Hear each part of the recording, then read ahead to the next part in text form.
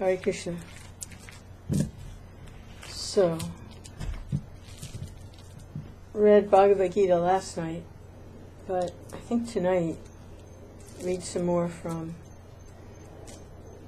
the Advaita Prakash about Lord Advaita. And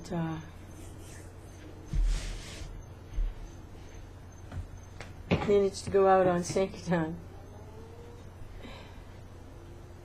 Yeah, it was nice. I haven't been out for a while chanting where people can see and hear, other people can see and hear the chanting. And so it's like, ooh, the water's cold. Don't want to go in. It's cold. But that's what Krishna wants us to do. That. You don't have to scare people or yell at them. We just have to try to chant for Krishna. And if we chant for Krishna, then the people will automatically be pleased. They'll understand to one degree or another what you're doing if you're chanting for Krishna, because Krishna is within everyone's heart. So we tried like that, and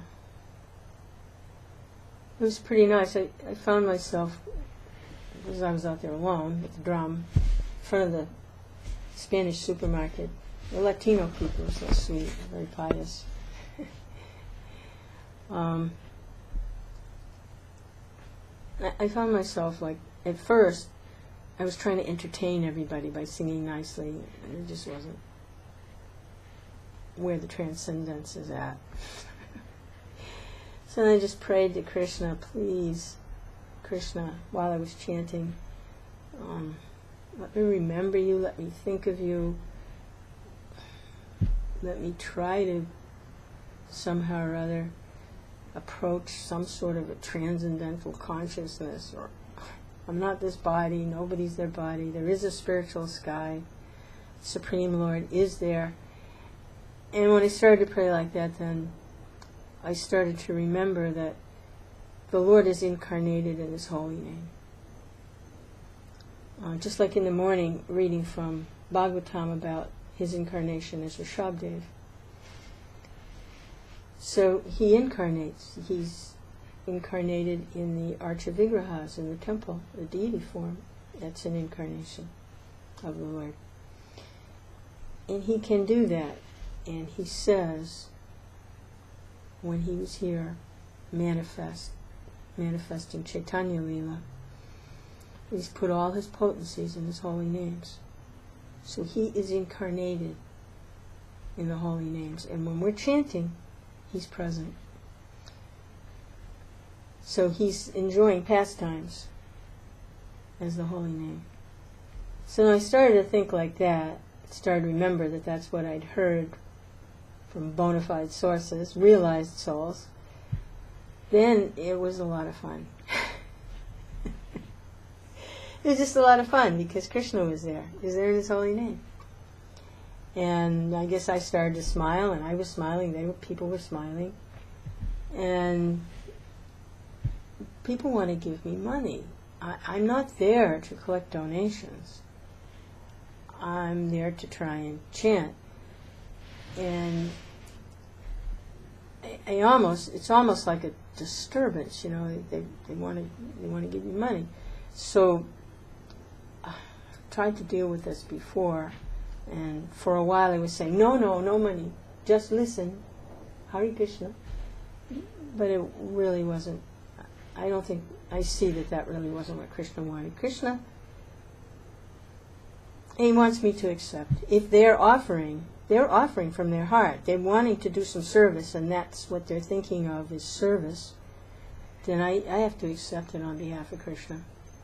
So I have to accept it nicely and let them know that what they're doing is they're serving Krishna by doing that, and that they will get so much benefit by doing some little service like that. And so that's what I did. Twice they wanted to give money, and I made sure that they knew that they were giving, they were doing service, they were making a small sacrifice, an offering to God, to Krishna. And they liked that. They liked that a lot, and I liked it, and Krishna liked it, so that's how I have to deal with this money thing. I have to accept it on behalf of Krishna. So, I'm going to be reading from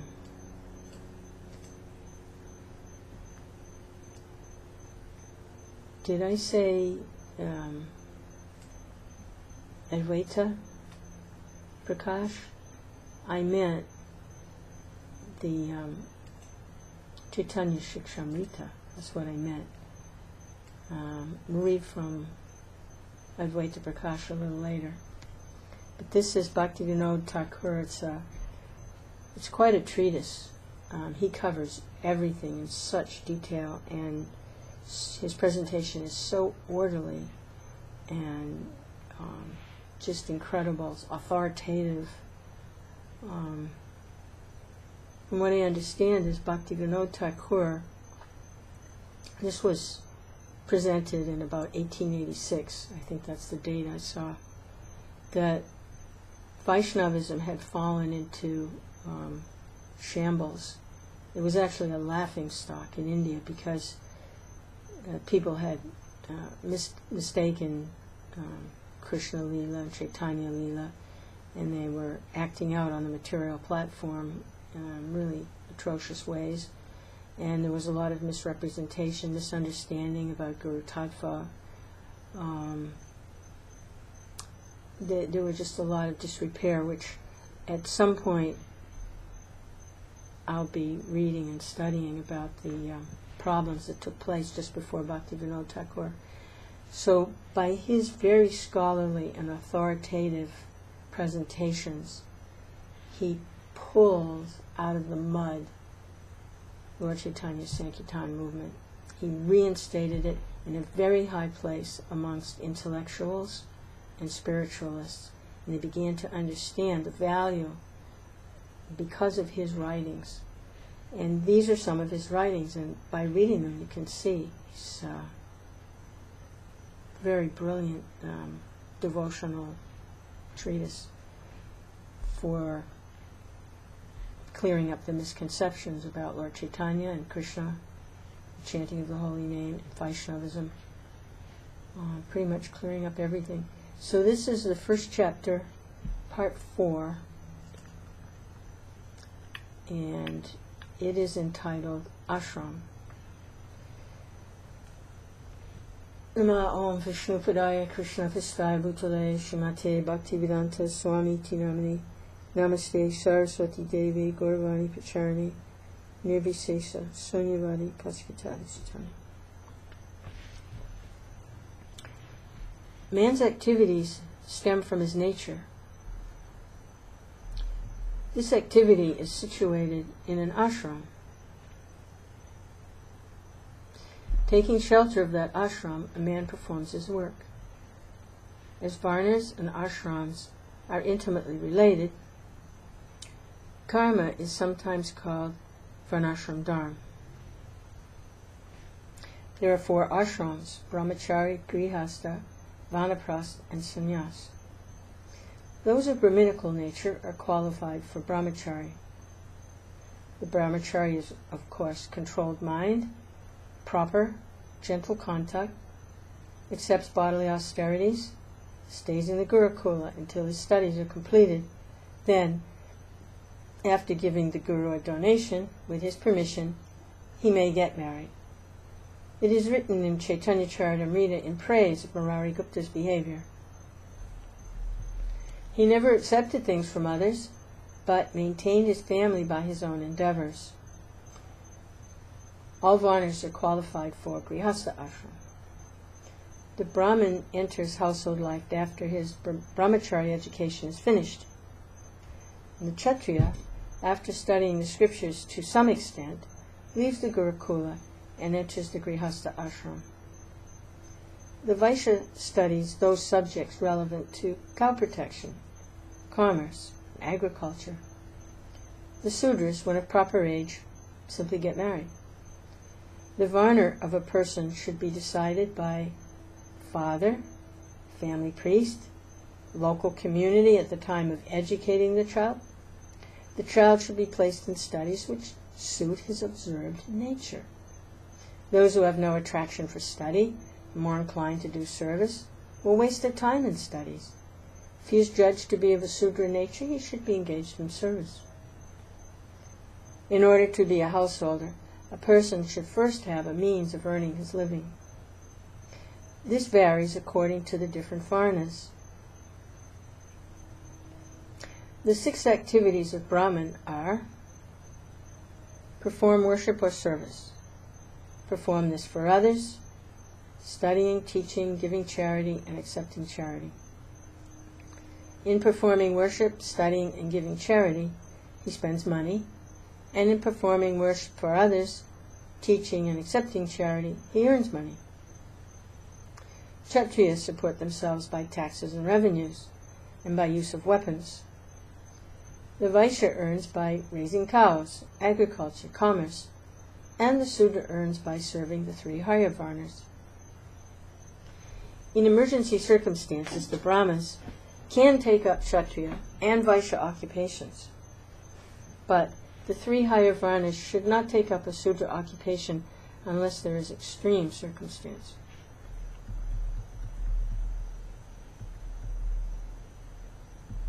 The person should accept a wife according to scriptural rules and produce children.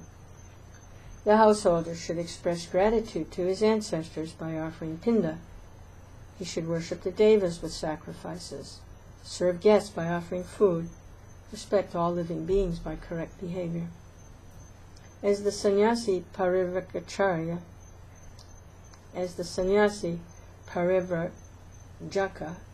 and the brahmachari survived by the charity of householder, the householder ashram is considered the best. When a man grows older, he should leave his wife with the son and take vanaprastha. If there is no son, he may take his wife with him, and together they go to the forest. Reducing needs, he sleeps on the earth, making clothing of the bark of trees, avoids shaving, observes a vow of silence, bathes 3 times a day, serves guests as far as possible, eats forest fruits and roots, worships the Lord in a solitary place. All varnas can take vanaprastha. Sannyas ashram is the 4th ashram. This person is called a bhikshu or parivrajaka. When the brahmachari, grihastha, or vanaprasthi develops a keen sense of renunciation, is devoid of attachment to family life, is able to tolerate all difficulties, has gained knowledge of the truth, has no desire for worldly friendship, develops equal vision of all living beings, is devoid of envy, has compassion, has fixed his mind on the Lord, and is engaged in yoga, he's fit for sannyas. The sannyasi is always engaged in meditation on the Lord. He should not stay in a village more than 1 night, except when observing chaturmasya vows. In this first stage, the sannyasi begs only from Brahmins. Only Brahmins are allowed to accept this ashram. Those who are devoid of normal physical or mental power, those who are mentally or physically disabled, too young or too old, are not qualified for any ashram, but exist at the mercy of the ashrams. The people of the ashrams are obligated to assist them as much as possible.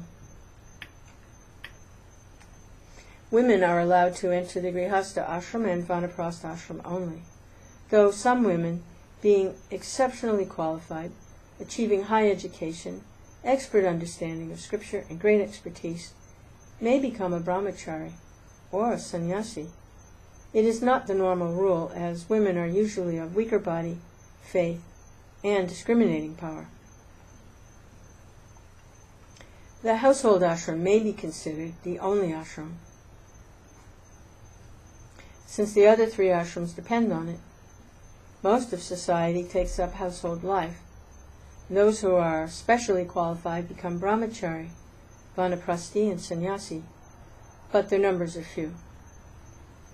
Without such division of ashrams according to different types of activity, social consciousness will not be complete. The rules for the household life are elaborately described in the 20 Dharma Shastras and the Puranas.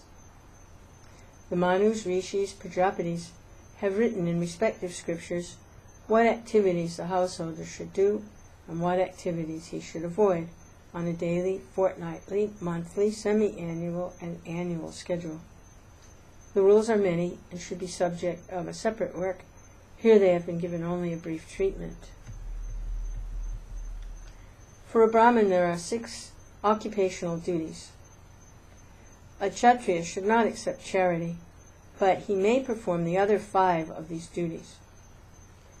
A king or Kshatriya is not allowed to levy taxes on Brahmins, but he may make his livelihood by levying minimal taxes, custom duties, and penalty fines upon his other subjects. The mercantile community should always follow the directions of the Brahmins and engage in occupational duties as agriculture, trade, and protection of cows. For the Sudras, the only duty is to accept a master from a higher social order and engage in his service. If one acts in his profession according to his position in the modes of nature and gradually gives up these activities, he attains the Nishkama state. One who desires to conquer the mind must leave the company of his family and live in a solitary place, free from contaminated association. To maintain the body and soul together, he should beg as much as he needs for the bare necessities of life. And those verses are from the Bhagavatam.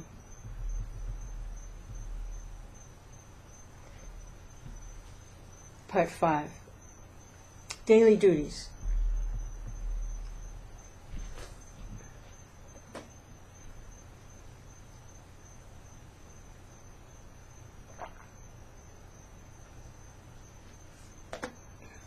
Rising during the Brahma Murta, a person should fix his mind by thinking of the spiritual and worldly activities he must perform that day. Relieving himself in a place proper according to the scriptural rules every morning, he should clean his face, mouth, arms, hands, and other bodily organs. Bathing in pure fresh water, he should dress in suitable cloth, and then he should work by a method allotted by his varna. According to the state of health, he may bathe again at noon and offer worship of the Lord and tarpanas to the Pitras. After preparing meals, he should put some aside for animals and destitute persons and stand at his door front to receive any guests. If a guest comes, he should feed him with attention. He need not feed people of his own town, but rather those who are from other places, without relatives, who have no money and are hungry. He should not inquire about their family lineage. He should first of all feed a sinless Brahmin. After feeding a pregnant woman, his own children, and the elders, he himself can take his meal while facing north or east. He should eat only food which is fresh, pure, and wholesome, untouched by sinful people, from a pure plate at a regulated time. After eating, he should contemplate the Lord. Without being lazy, he should do some light task, and in the last part of the day he should read or discuss the scriptures. At the sunset, he should perform his sandhya rites with great concentration, and then, as at noon, he should serve any guests with food, after which he should eat. At night, he should offer a place in a bed for his guests to sleep in. Then he should sleep in a clean bed, with head facing east or south, as sleeping with head to north or west causes sickness. He should not associate with his wife against the rules of Scripture. In other words, the householder should live his life by working honestly in order to support his own family, guests, and shelterless people, while following the scriptural rules for purification of body and mind in order to maintain a sinless heart. All the daily rules cannot be practiced perfectly in modern times due to the influence of differing political and social trends. Since in modern states the main activities are reserved for midday, people eat first, then work. Due to time, the rules for keeping good health have also changed, and thus eating so late at night, bathing 3 times a day, and staying awake at night are not necessary. The essential goal of these rules formulated by the great rishis was to carry out the bodily activities of eating, bathing, and sleeping without hindrance or sin. Thus the householder should perform his daily activities with great faith, after considering his individual needs. Rules for daily activities include rules for body, mind, society, and afterlife. Such bodily rules as rising early in the morning, cleaning the body, suitable work, bathing, eating at the proper time, choice of nourishing food, drinking fresh water, strolling, wearing clean cloth, sleeping no more than 8 hours, must be done daily. For steadiness of mind, a person must daily cultivate different facets of knowledge, such as geography, astronomy, history, geometry, mathematics, chemistry, physics, medicine, literature, philosophy of life's goals, meditation and contemplation of the day's work. And daily he must also earn a living by lawful work, raise his family, perform works beneficial for society and the world. For assuring good afterlife, he must daily perform rites at the sandhya. Most of the activities are daily, but some are performed every 2 weeks, or monthly, or every 6 months, yearly, or irregularly. The daily activities are called nitya karma. The others are called naimitika karma. Some of these are performed at regular intervals, and some at irregular intervals. The householder must always remain free from sin and engage in beneficial work. The previous descriptions were the works which yield beneficial results. Now, in order to avoid sin, a description of the main sinful activities will be given.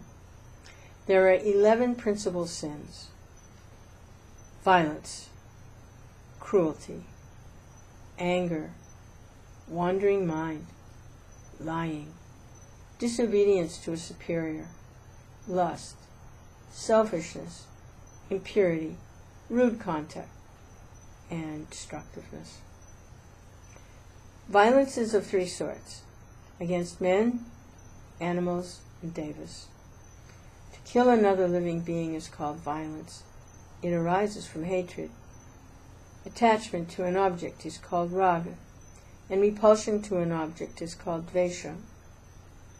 Permitted attachment is considered a beneficial act, a punya, but unauthorized attachment is called lust.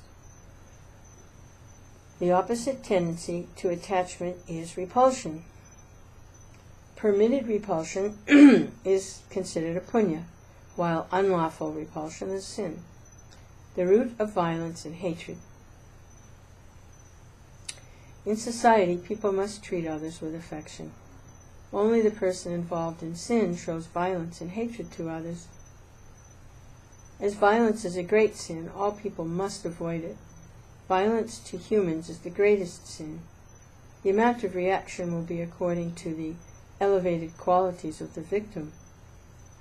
Thus, greater sin is respectively incurred against the following: a Brahmin, a relative or parent, a woman, a Vaishnava, a guru. Even killing animals is not an ordinary sin. The killer of animals, showing their animal nature, are controlled by their appetites and selfishness.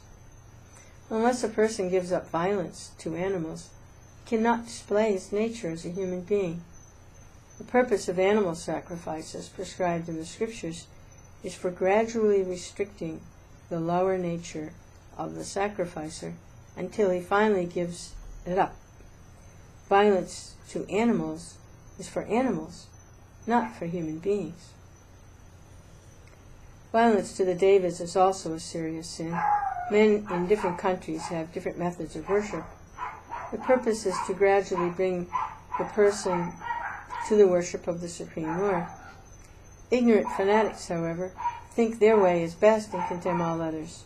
They destroy someone else's temple or deity at an opportunity. As the Lord is only one, by such acts they commit violence to God. Those who have proper conduct must always avoid such unlawful and bestial actions. Cruelty may be directed toward human beings or animals. If a person acts cruelly towards other men, he creates a disturbance to the world. A world devoid of mercy means a world filled with cruelty. Such people as Nero and Sarajadala brought great problems to the world.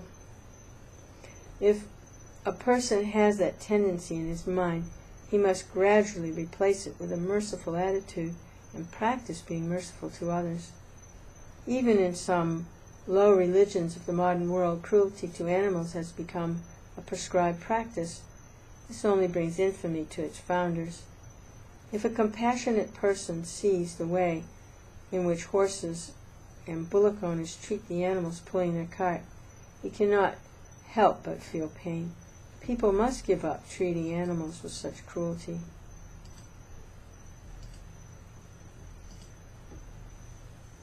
Hypocrisy is a sin.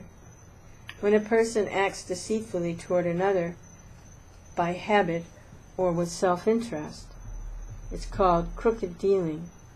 When this deceitful nature becomes extreme, it becomes cruelty. A person who is very attached to this sin is a pretender. Illusion is of 4 types: intoxication, being possessed by the 6 enemies, atheism, and laziness. Many problems of the world are caused by intoxication. All sins reside in intoxication. Alcohol, marijuana, opium, tobacco, betel nut are counted as intoxicants. Some of these disturb the mind and destroy the health. Opium reduces a person's mental power and turns him into an animal. Tobacco has a similar effect, lowering man's nature and making him an addict. Drinking alcohol is very dangerous. A real human being should not contact an alcohol drinker except to give him medical advice. The 6 enemies are lust, anger, greed, pride, delusion, and envy. If they take control of the mind, man becomes sinful. To desire those items which are necessary for minimal daily existence is not lust, but to aspire for more than this is called lust. Following this lust puts us in various difficulties. If desires are not fulfilled, anger results. From anger comes quarreling, harsh words, fighting, murder, and all sorts of sinful actions. Greed overtakes us by degrees until we commit sinful activity to fulfill it. And pride is the tendency to think oneself great. A human being actually attains gentle behavior when he begins to think of himself as very insignificant. If we think of ourselves as servants of God, pride will not possess us. Delusion means ignorance. Not being able to tolerate another person's elevated position is called envy.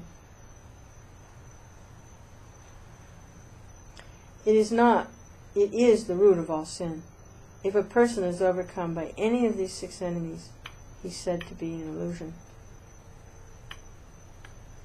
Atheism is of 2 types: conviction that God does not exist and doubt that God does exist. This is also a type of illusion that we see repeatedly in this world. Insane people are usually atheists as well. In a healthy state, some people have faith, but when insanity strikes, they lose their faith. When they become normal, they also regain their faith. Some insane person may chant day and night, but when asked about it, they say that they are God. Laziness is also considered a sin and must be avoided.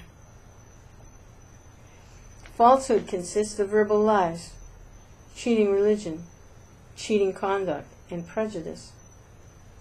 Lying is forbidden, and to tell a lie under oath is even more serious. Therefore, in no circumstances should a person tell a lie. Those who act falsely in society lose their credibility, become the object of contempt. Cheating religion is also a serious sin. Those who decorate themselves on the exterior with the signs of a pious person, tilak, mala, sacred thread, red or white cloth, but have no internal devotion to the Lord, are called religious pretenders. Those who carry out deceitful dealings with others, or who smile without revealing their true intentions, are called duplicitous, and gain the hatred of all. Favoritism means to support an unjust party rather than support the righteous side for selfish reasons. This type of conduct must be avoided. Disrespect to elders has three objects: parents, teachers, and other superiors. If the superior makes a mistake, he should not be disrespected. A person should be careful to please superiors with polite and gracious conduct. To disobey the orders of superiors is also disrespect. Lust manifests itself in relation to money, women, and position. By indulging in lust for wealth and goods, gradually desire increases to such an extent that happiness is not possible. A person should give up this lust and live simply, so that even if he gains wealth and possessions, he does not develop such lust in the heart. Lust for women is a great sin. Relations with another's wife or with a prostitute is forbidden. Even in living with his wife, a person must observe scriptural rules for physical and social benefit. To fall under the control of a woman is certainly ruination. By illicit contact with women, a person weakens his body. Misuse of his sex organ creates unintelligent, sickly, short-lived children.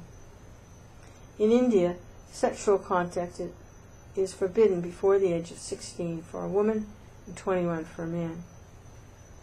Lust for women should be prevented by proper scriptural conduct. By lusting for position, a person becomes very selfish. And this type of lust must be avoided by following the rules in an unselfish way.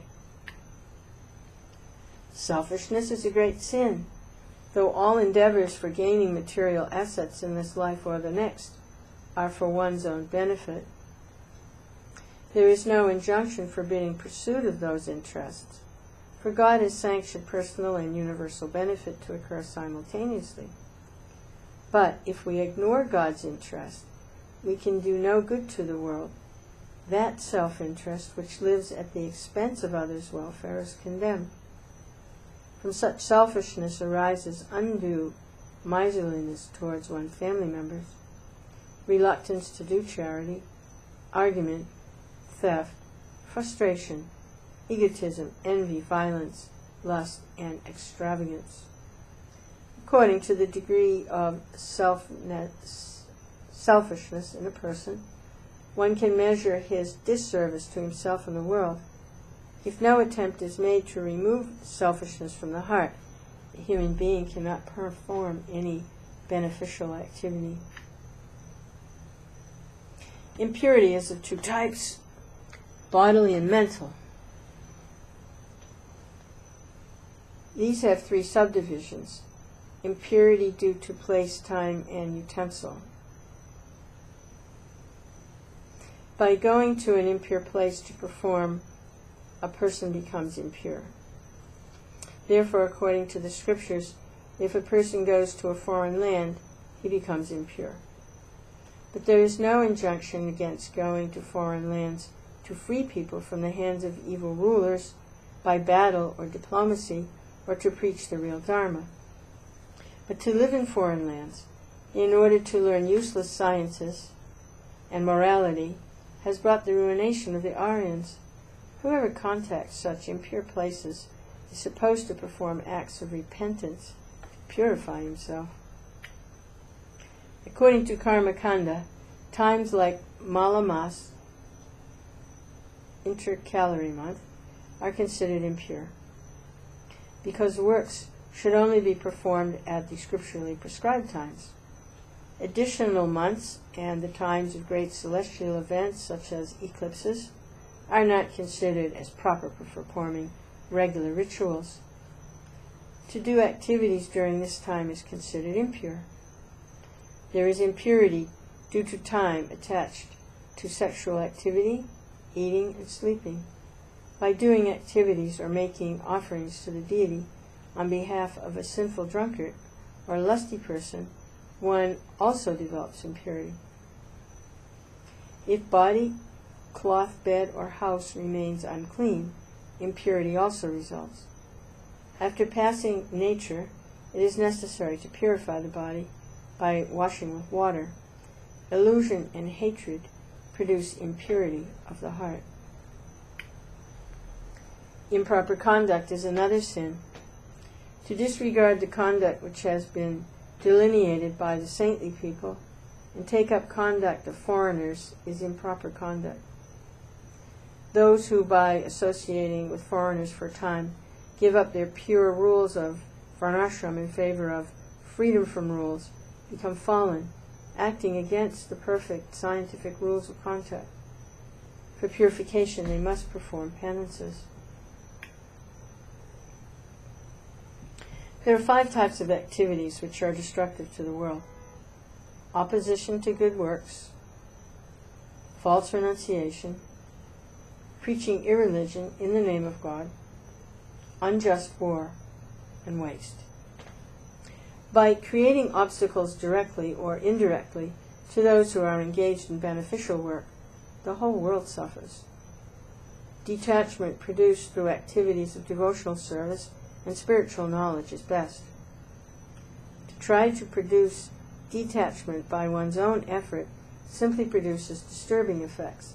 This is false renunciation. Normally, people should stay as householders and follow the rules for Grihastha ashram. When genuine detachment appears, a person should act according to the rules of sannyas.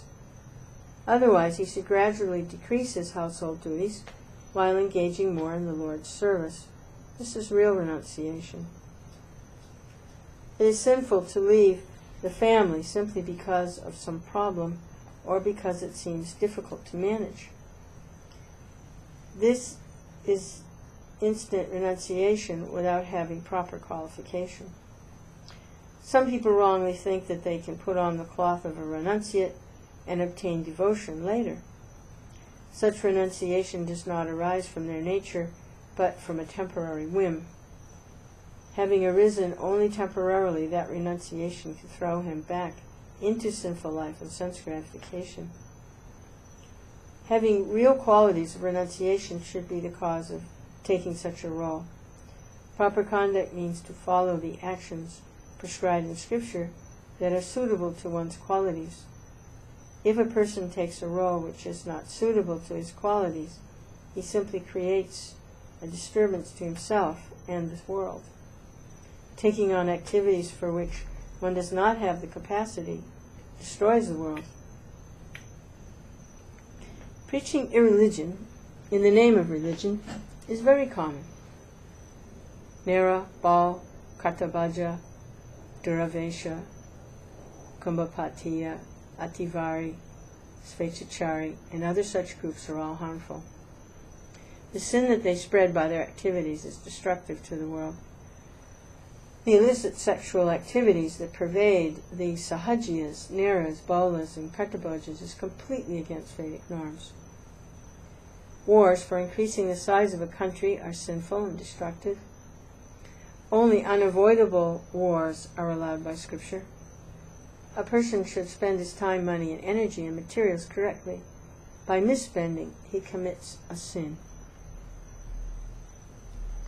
According to the seriousness of the sin, it has various names such as Papa, Patika, Atipatika, Mahapatika.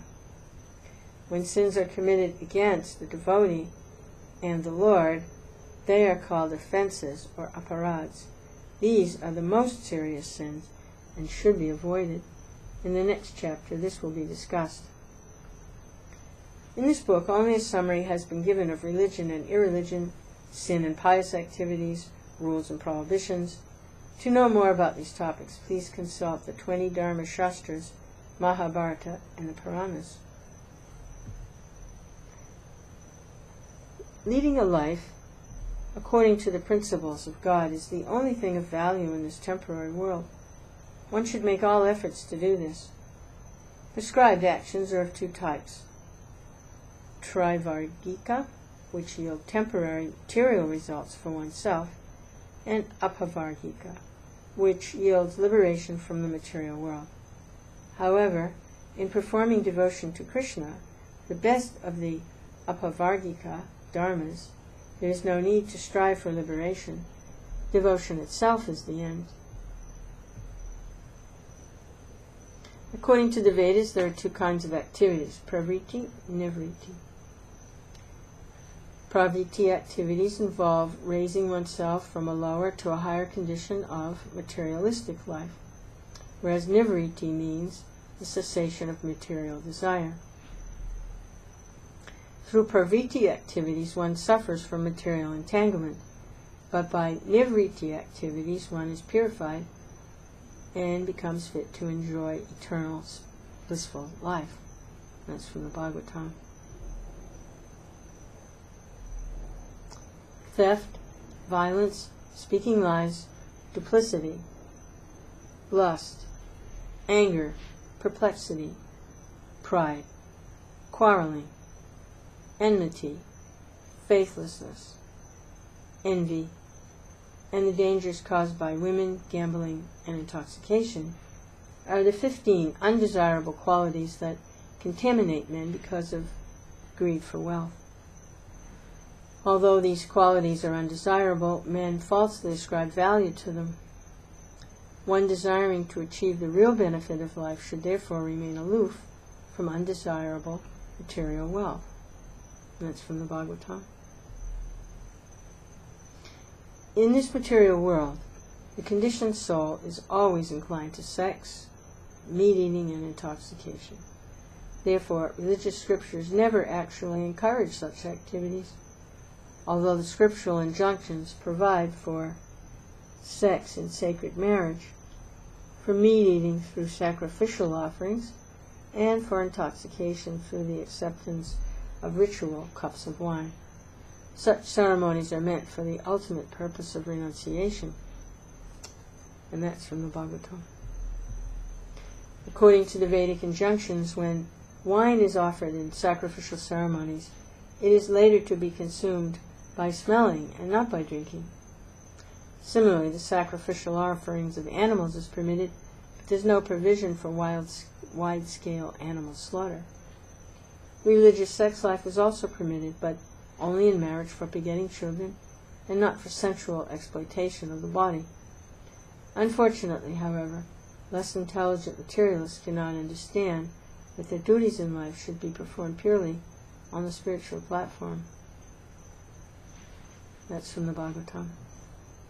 Those who have not achieved knowledge of the absolute truth, yet who are still beyond the darkness of complete ignorance, generally follow the threefold path of pious material life, namely religiosity, economic development, and sense gratification. Not having time to reflect on any higher purpose, they become the killers of their own soul. Srimad Bhagavatam. Maharaj Parikshit, thus being petitioned by the personality of Kali, gave him permission to reside in places where gambling, drinking, prostitution, animal slaughter were performed. The personality of Kali asked for something more. Because of his begging, the king gave him permission to live where there is gold. Because wherever there is gold, there is also falsity, intoxication, lust, envy, and enmity. Srimad Bhagavatam. If therefore the living entity again associates with the path of unrighteousness, influenced by sensually minded people engaged in the pursuit of sexual enjoyment and the gratification of the palate, he again goes to hell as before. he becomes devoid of truthfulness, cleanliness, mercy, gravity, spiritual intelligence, shyness, austerity, fame, forgiveness, control of the mind, control of the senses, fortune, and all such opportunities. Srimad Bhagavatam. Steadiness in one's own position is declared to be actual piety, whereas deviation from one's position is considered impiety. In this way, the two are definitely ascertained. Srimad Bhagavatam. Those who are followers of the Varnashram system accept principles according to authorized traditions of proper conduct. When such Varnashram duties are dedicated to me in loving service, they award the supreme perfection of life. Srimad Bhagavatam. And that is the end of part 1 of chapter 1 of Chaitanya Sikshamrta.